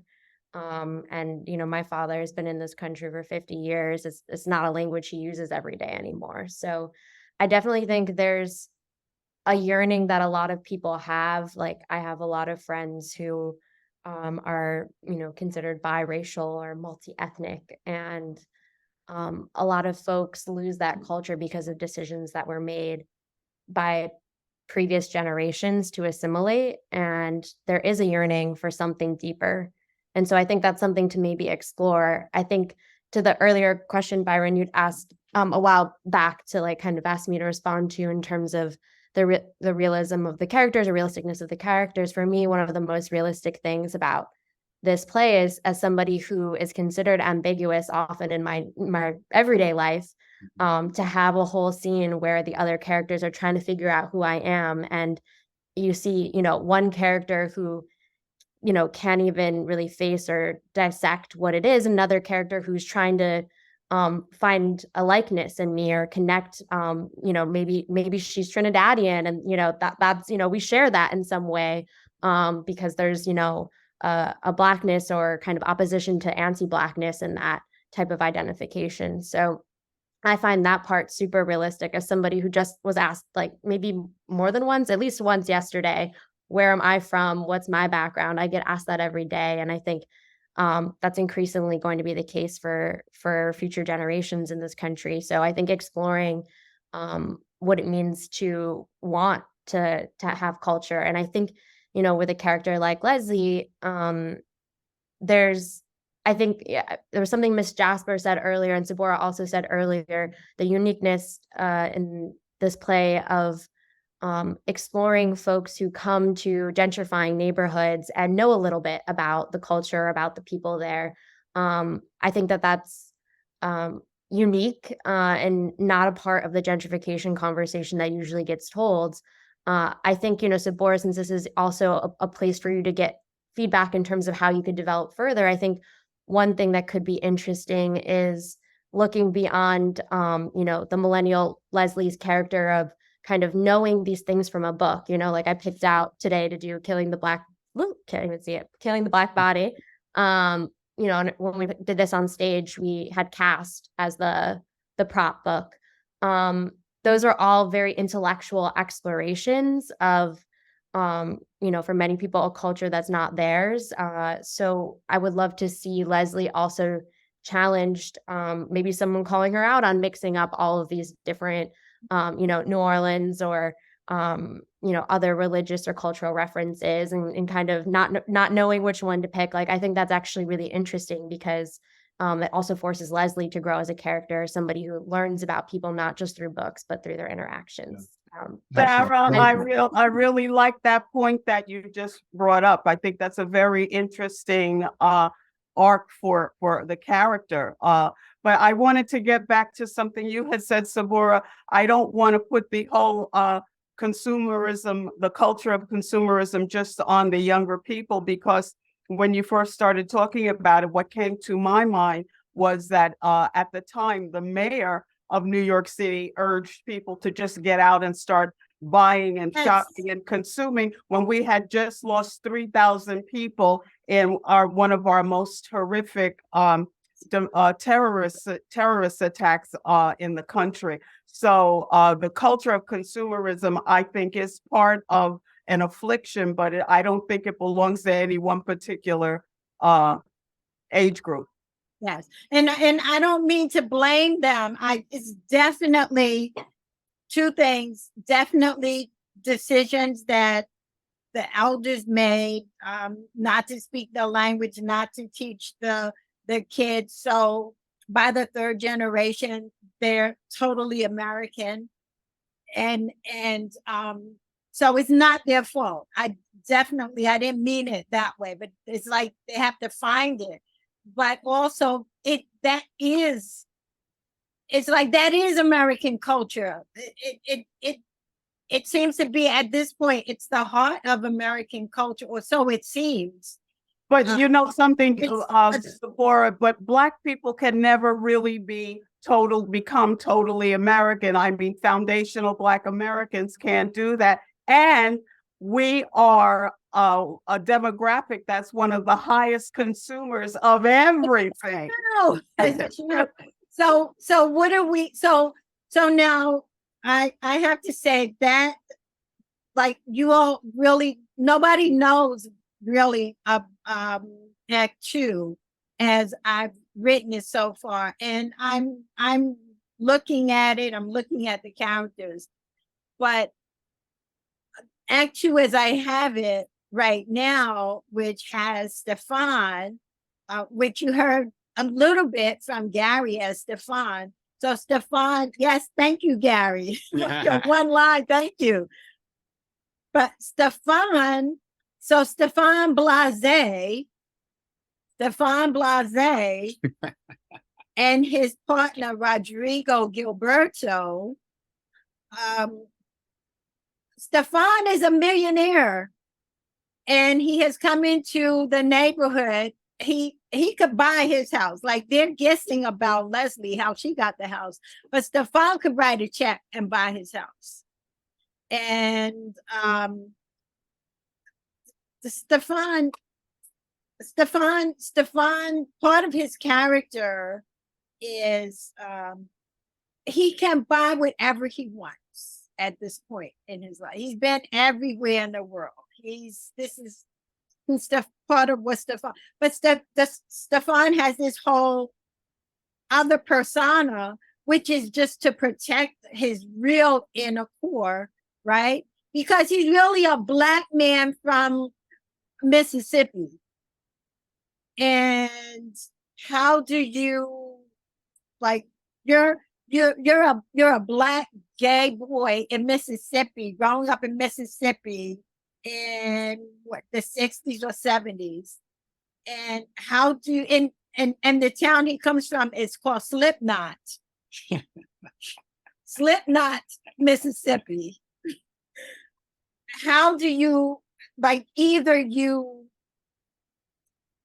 do you survive that? And in his case, he uses consumerism to get power.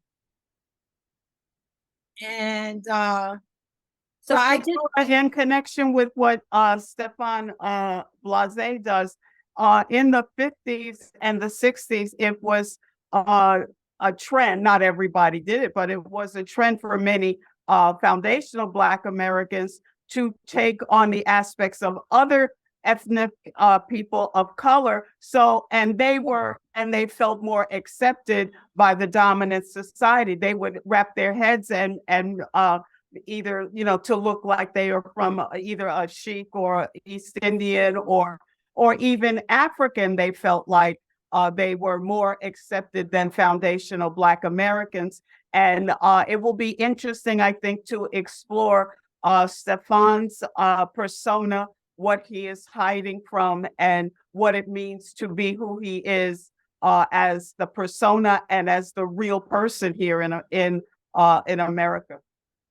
That's a good observation, Passion, because you're right. Back in that time period, it was exotic. Exactly. And even Dorothy Dandridge, or even further than that, go to Paris, where we had what's her name? Josephine Baker. Josephine Baker had to create a persona of herself, which was sometimes a caricature, but she became the French Laguerre, wearing that medal given to her by Charles de Gaulle because she earned it. And she became the shero.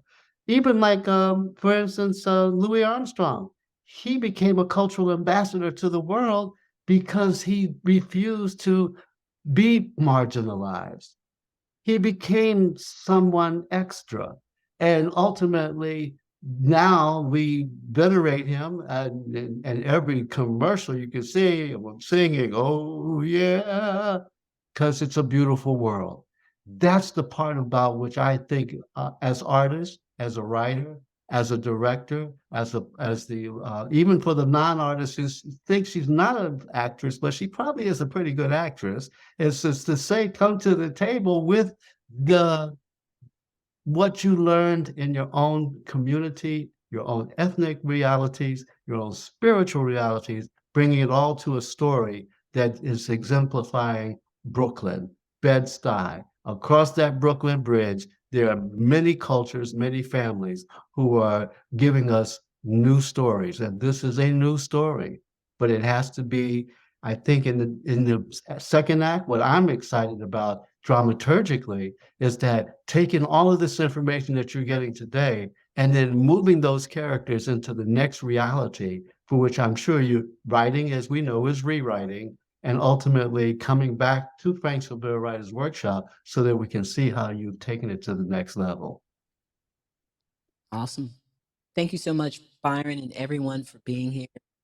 Sabura does have several questions she'd like to have people address. I'm going to launch this poll, and we'll just have Byron work through those questions. How's that, Byron? Sounds like a plan to me. Go for it. Here we go. The poll questions are, drum roll, please. What do you think the meaning of this play is? Now, you have a single choice. You don't know or have an idea, but please put it in the chat. What do you think the meaning of the play is? You got a few seconds. Don't be shy. Write your answers. There's only two answers, one or the other. There you go. I see you. That's it. Go for what? Don't know? Okay, well, hey, stick around. We're going to show you what you know. Okay. Question number 2. What do you see?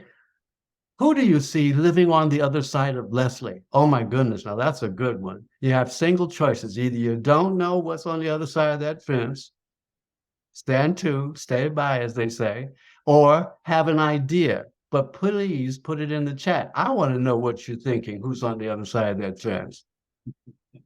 Could be somebody that you're not expecting. Brooklyn has a lot of that. Just walk down Fulton Street, folks. You'll get a sense of what I'm talking about, because you never know who you're going to run into in the restoration development area. All right, question number 3. Has anyone lived in a neighborhood that's going through gentrification? And does this play reflect anything you're going through? And you have a single choice. Boy, this is a tough one. Yes or no? You can't be both. Don't sit on the fence. You got to choose one, yes or no. This is multiple choice, folks. This is not that difficult. There you go. Thank you for answering that question. Now, number 4, really tough. You're coming back. We're coming into the home stretch. Do the discussions about race and identity that are explored in this play resonate with you? Either yes, no, or somewhat. There's no wrong answers, folks. Believe me, these are the kinds of answers that will help the dramaturg in Passion and the playwright in Sabura understand what you're experiencing. You see, we can't do this just for ourselves. It's good that we can have our own private party. However, you're invited to be a part of our village. And when you're a part of this village at the Frank Silvera Writers Workshop, these answers allow the dramaturg and the playwright to get together and explore how the next act will actually be written.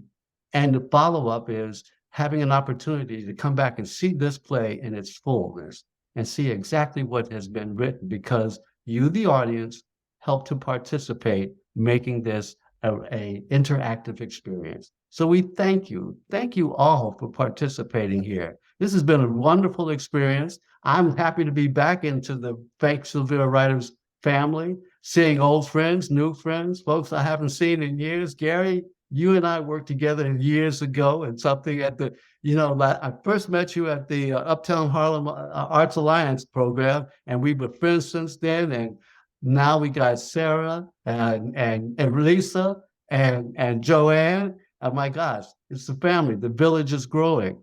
Garland, what you going to do with all this talent, my friend? Oh, one more thing. Garland likes to do this, because I used to do this at the workshop. That little button that's down there in the corner when you go to www.thefsww.org, push that button that says donation. Now, you get a chance to be a part of the village. And the way you're going to be a part of this village is because your donation helps us to sustain the dream. It's a 21st century dream that's now into its 50th anniversary, and we want another 50 years. We got an Obie Award for playwriting development. We're codified, folks. We're the legitimate thing. We're not critical race theory. We're critical race truth. That's what we do here. So thank you for being a part of this. And I look forward to being able to come back and do more with the workshop. 50th anniversary, we got a lot of stuff to talk about and to do. coming up in this next session starting in September. So don't be. Excuse me. I do want to say I love y'all and thank you. Yes, I just want to say thank y'all. I just want to say I love y'all and thank you. Thank you so Great much, job. Gary. Bye-bye. And thank you, everyone that's hung Byron. around. We do have a comment from Jesse. He says, Yes, wonderful sir. performances. Congratulations to Sabura and all those involved. The discussion really brought out the subtleties and complexities of the situation. The gift of living in New York City, so many reminders of my childhood and echoes of what is happening now in Chicago. So, folks, we're getting to the bottom of this day. Thank you so much for being here and participating in this conversation. Please look at the poll questions and participate. And if you'd like to go on the mic, you can still do that. In the reactions button, raise your hand, or any comments can go in the comment section of the chat or the Q&A. Thank you. LisaRoxanne, I saw that you had your hand raised. Are you good, or do you want to make a comment, or did you have a question? No, I'm good. I'm good. Great, thank you. Okay, Byron or anybody else? I'm good. Been an honor and a pleasure. Okay, we can, quickly go through our poll results if you'd like. Do you want to do it, Byron, or do you want me? Oh, go ahead. You got the drum roll. Got it up. Drum roll, everybody. There it is. And the audience says. And the audience says, for what do you think the meaning of this play is? Let's see. Most people say they have an idea. Good. About 90%. Question number 2. Who do you see living on the other side of Leslie? It's about split. Some people about less than half say they don't know, and more than half say they have an idea. You want to put that in the chat, please do that. Number 3, has anyone lived in a neighborhood that's going through gentrification? Split, about 56% say yes, 44% say no. And then lastly, do the discussions about race and identity that are explored in this play resonate with you? About 90% say yes. 11% say somewhat. Thank you so much, everyone, for participating. We'll give you just a couple more minutes to see if anyone else has any final thoughts or comments or questions. I want to thank everyone for being here today. I know there's a lot of heat waves going on, so we appreciate your time today. It was a great performance, and I see Garland. Garland, did you want to make any final comments or anything like that? Hi there. Thank you, Kimberly. Well, first of all, I want to reiterate my thanks to everyone involved in today's reading. Stellar cast, our director, Passion. Of course, you can't ever go wrong with Passion. LisaRoxanne, to have her in the mix as well is always a pleasure and an honor.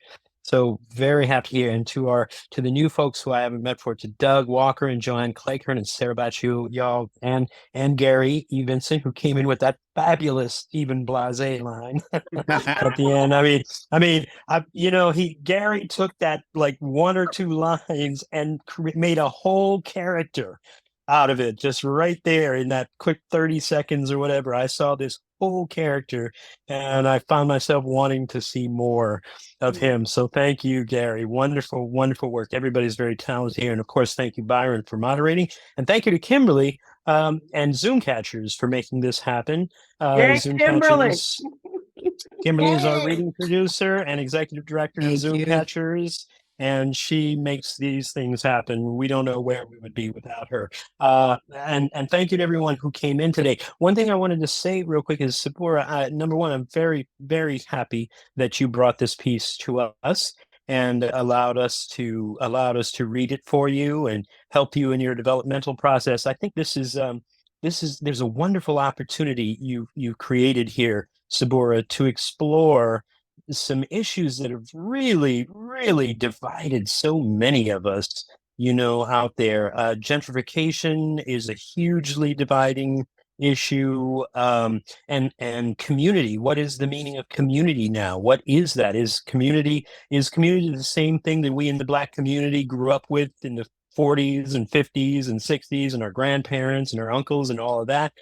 Is it just a matter of we have to understand that the only thing you can ever really count on in life is change, and that you have to roll with the change, but you don't have to, if you can somehow get over your preconceived notions about people, your unconscious biases about people that you don't know, and what you've heard and all that, and actually get to know people, then I think, so much can happen, so much good stuff can happen. So I think this story is a great opportunity to explore that. I'm seriously excited to see what happens with Act Two. And Sabura, I'm going to tell you right now, you're definitely going to come back to us and we're going to read the whole thing when you have that Act Two.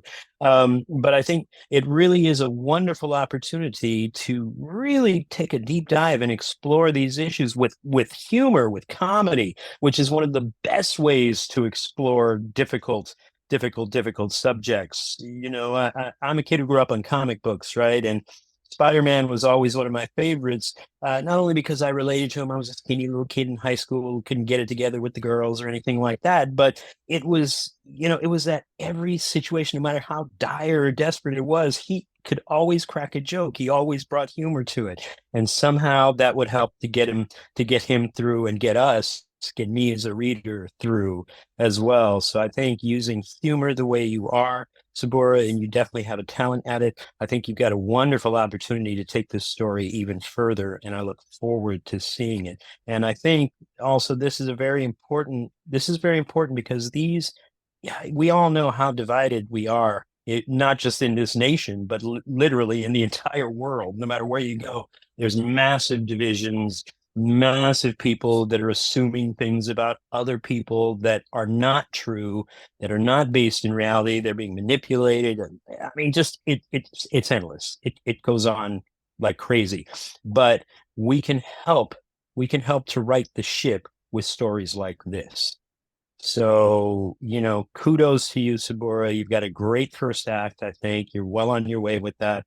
I can't wait to see what the second act brings us, and I look forward to us bringing the world another Frank Silvera Writers Workshop virtual reading, and helping you to continue to develop this piece, because it's our great desire here at the workshop, to have pieces go all the way to productions. It's important to us, not only from a writer's development point of view, and that's our mission, is to help writers develop their work and develop themselves and their talents, but also at the end of the day, when a play is produced, that means something real. That means jobs. That means paychecks. That means money going into people's bank accounts to help pay for bills and kids and medicine and whatever else they need to pay it. So, it's hugely important that we continue to develop these works and get them out there and get them ready for someone to pick it up and go, "Oh my God, Sabura, I can't believe it. That's the most incredible story. We have to produce it. Look, our attorney's going to call you. We're doing this." So really, so that's oh, I have no doubt. So anyway, I'm thrilled to be a part of this process, and thrilled that you chose such a wonderful topic to explore and topics to explore. Thank you very much for that. Good work. Good work. Thank you, everyone. Thank you, Garland. It sounds like a great way to wrap up a hot Sunday, I know, for many people. And once again, you've been here with us with Brooklyn Bridge and Fence by Sabura Rashid and by Passion. And we look forward to seeing you next time in the fall. We hope you enjoy your August off. And I really want to thank the cast and everyone who made this I possible. enjoyed working with everyone. Had a great time. It was beautiful. One thing I will say, I have a friend of mine that grew up in Bed-Stuy when it was all Black, and he's now maybe 75, 76 years old. And he said never thought he would live to see gentrification, which it's something you think about it. He was in a neighborhood when he was a teenager, when it was all Black, nobody wanted to live there. And now he's seeing, just masses of people coming in and taking over houses. He thought he'd never see that ever happen. He never ever thought he'd see white people come and moving back into Bed-Stuy. So it's a devastating event. But again, I enjoy working with everybody. And good seeing you again, Byron. Yes, sir. Anytime. The journey continues. Great. Thank you so much. That's a That's a wrap, and we'll see you next time. Thank you very much. Thank you.